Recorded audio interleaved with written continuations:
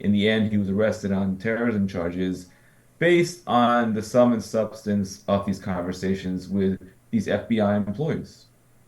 Yeah, I'm definitely concerned by this. I mean, I think people are open to the idea of monitoring individuals who have expressed radical sentiments online, especially in support of terrorism.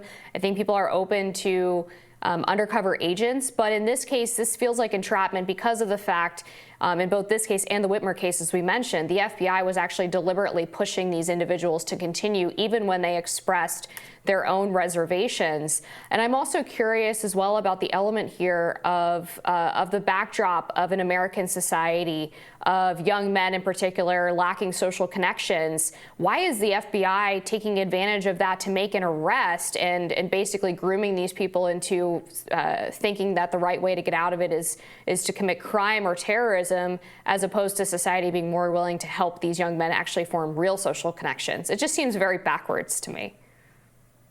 Well, you raise a very good point, which is that there are a lot of troubled young men expressing all types of, alarming or disturbing opinions online, especially at that young age of 15, 16, when people are still neurologically, even if you're not autistic, you're still in development. And in this case, he actually was autistic and had other mental illnesses. But, there are views people have, which can be troubling and can even be dangerous sometimes. But what you want to do is you want to forestall this in a constructive way.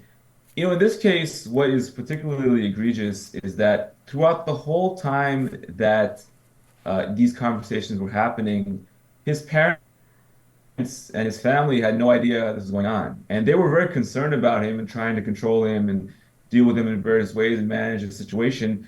They didn't know that after they called the police that time, the FBI was going to take the step of developing this relationship with him over well over a year, quietly. And so it was actually a family member who took him to the airport when he was quote unquote going to join ISIS.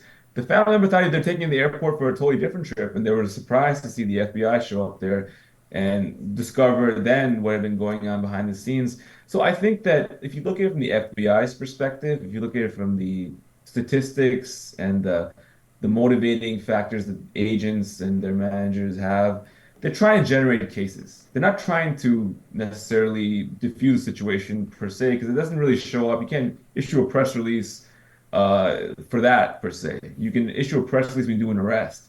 So in a sense, there is a motivation to kind of egg it along until it becomes bigger and more salacious, and then you can make the arrest, and then you get a commendation for that accordingly. I think in this case, what his lawyers have said and his family has said is that if we only did it, told us, we could have done something about this. If they told us, we could have done something with the 16-year-old, 17-year-old to stop him on the course that he's on. We could have taken those steps, but they didn't. And what's most, galling to me, I've covered so many of these cases. It's a very familiar story. It's not just this happens once and doesn't happen again. It happens all the time that we see kids, legally kids who are talked to for several years, sometimes by the FBI, and then right after they turn 18, they're arrested. And this same thing in Mashkur's case, just a few weeks after his 18th birthday, he was arrested. The parents never knew anything about it, and sometimes they thought that police or law enforcement were talking to their kids to help them. It's a very common thing, like saying we're giving them counseling or something like that. But behind the scenes, these other conversations are happening, which are putting them in legal jeopardy.